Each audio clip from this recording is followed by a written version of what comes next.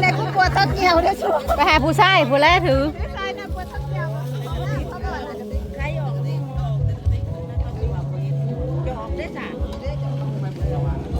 จะบ้าบ่ได้มีสูตรบ่ใส่กางเกงยีนเลยบ่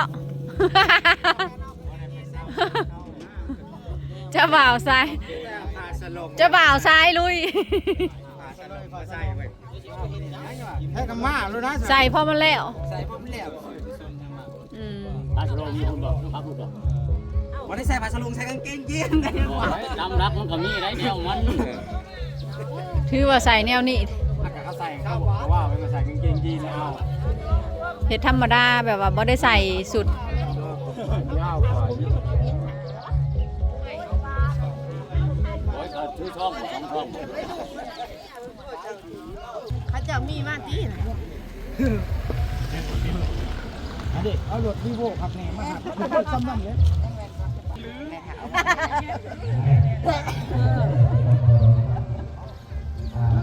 ตายเคยคือบุชิตสเปรย์ผมเดี๋ยวผมสเปรย์ผมเป็นแล้วสะดองผมมาแต่งให้สเปรย์ผมกับบุใส่แล้วว่ะเคยคือบ่สีสเปรย์ผมแล้วอันนี้บ่เป็นเท่านะบ่จักแบบว่าคือเฮาไผ่ย่างไก่เนี่ยเนาะแบบมาจับมาเอายังไปแล้วปกติอะค่ะ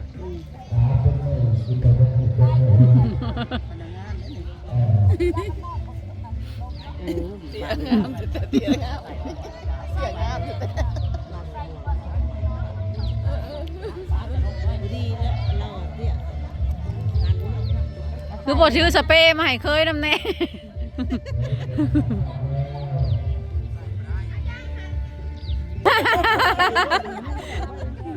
กระจกเลยว่าแก้ให้นะ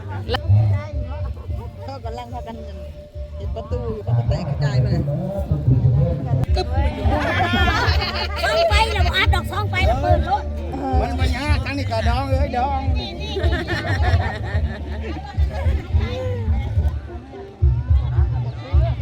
โลกโซเชียลนะไว้ที่ของคนติดต่อ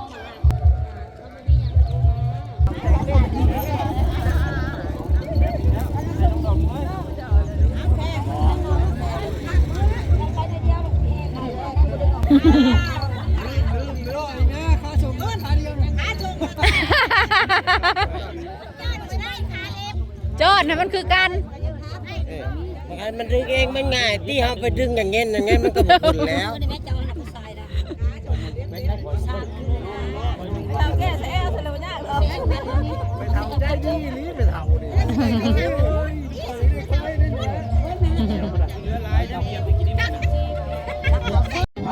หันหลัง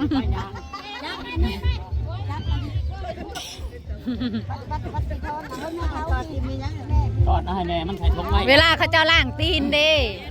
เวลาย่างนะย่างนะ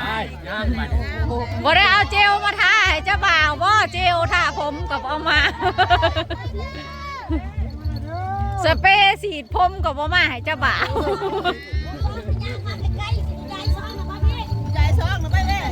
ซองอยู่น้ำหายซองแต่คือแบบ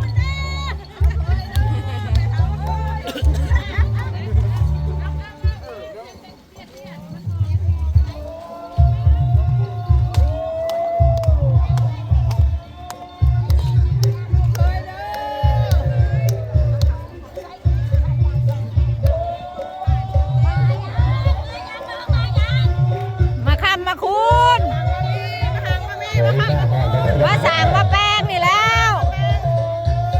เคยได้แล้วโดย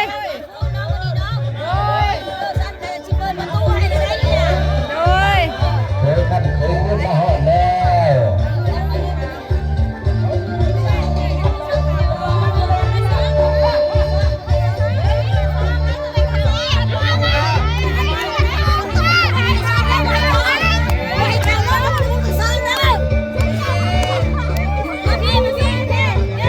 ประตูคำได้ในเขาเด้อเดี๋ยวลองเด้อหนาวคำคืนแบงค์เลย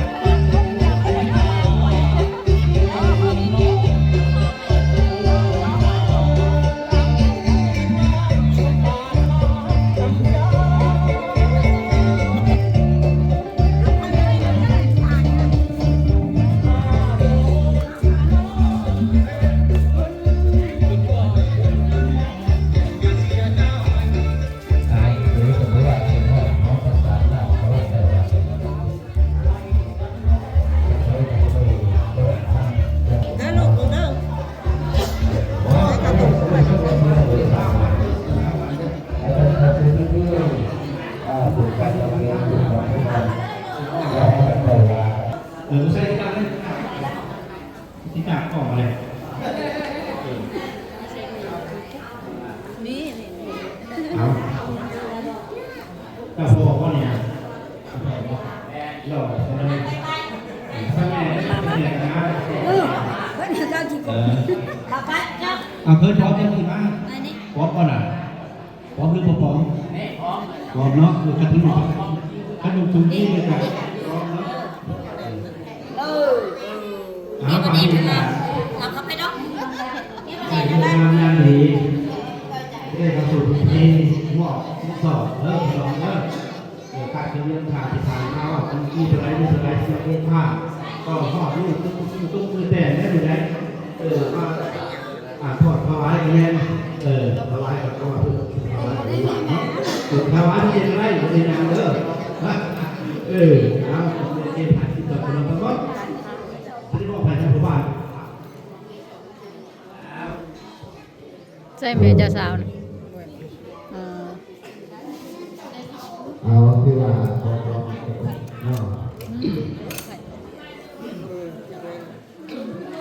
เอาคือผู้ขายเนี่ยแต่ขนาดขนาดกับตัวบ้านเนาะคือว่าทำ เบียดใช้ กันได้คือว่าตัวไหนมันเร็วนะตัวไหนมันบกพร่องตัวใจสีสมพงษ์ตอนนั้นแหละจัดในบ้านกันเนาะสาธารณรัฐประชาธิปไตยประชาชนลาวสันติภาพเอกราช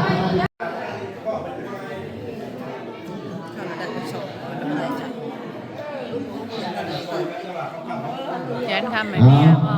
ก็นั่นแหละสิได้ถามขึ้นขึ้นเนาะเป็นอะไรบทบันทึกการแต่งกลอนเกี่ยวกับสู่ความในลูกในหลานเนาะเพื่อเป็นที่เราไม่คุ้นให้ลูกในหลานต่อไปเนาะเป็นครอบเป็นครัวเลยที่ก็เนาะ แกนคำไม่มีอ่ะ ทางในบ้านเพื่อจะเป็นแม่น้ำไปทำแม่ต้มแม่แสดงความขอบคุณเป็นน้องกันนะครับทางตรงฝั่งตรงฝ่ายผู้ภาษาภาษาต่างพวกมันให้พวกให้ควร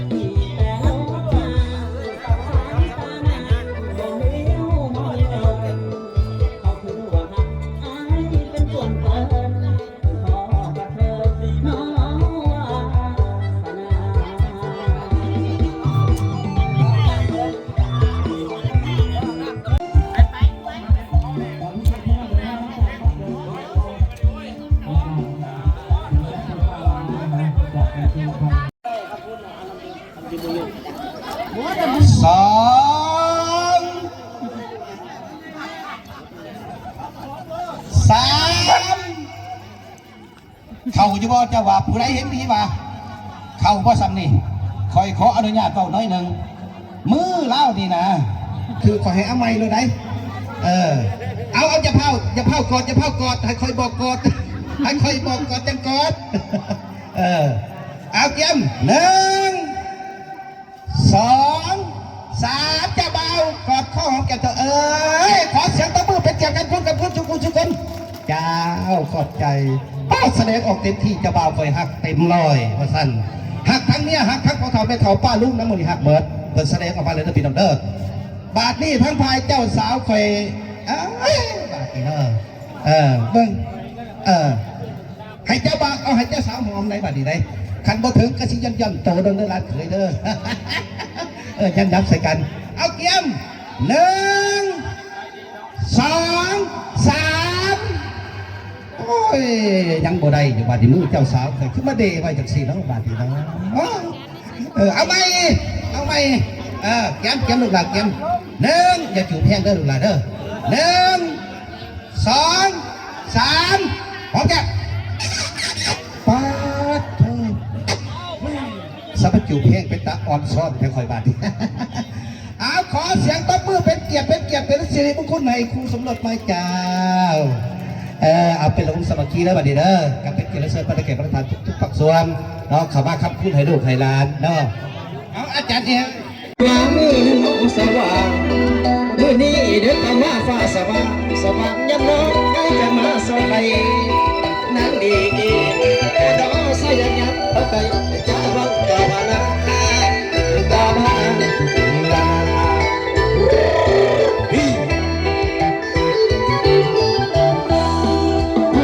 จบละน้องคือน้องงามละน้องคือน้องยิ่งเพลิดไปมาสาละน้องว่าถ้าเมื่อยงามละน้องจะน้องยืนขาไปมาอย่างนี้ยิ่งเพลิดน้ำเขาอยู่ยังเงาสาว่าอันเพียงขาดน้องย่างมาอันนั้นดี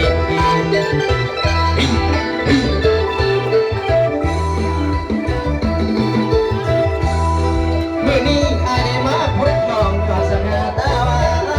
เมื่อน้องมีดอกจานทองมาหน้าสนิทพงามลำน้องเราพี่นักตั้งสังใจคนไอ้เมียต้องลาโอ้ล้อกับตั้งพ่อแม่น้ำสั่งสื่อกันได้น้ำสั่งไปใส่งามน้อง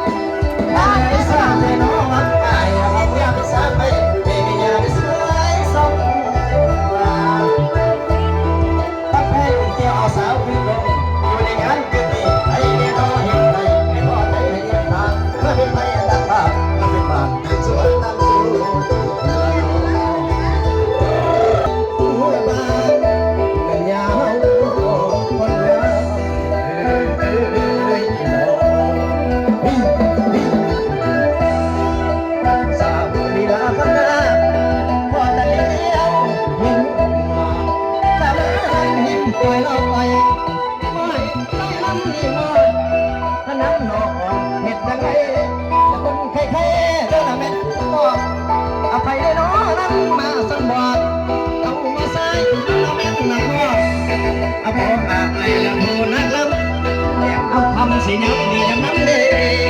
กระถิ่งแข้งสาวน้ำยับสบาย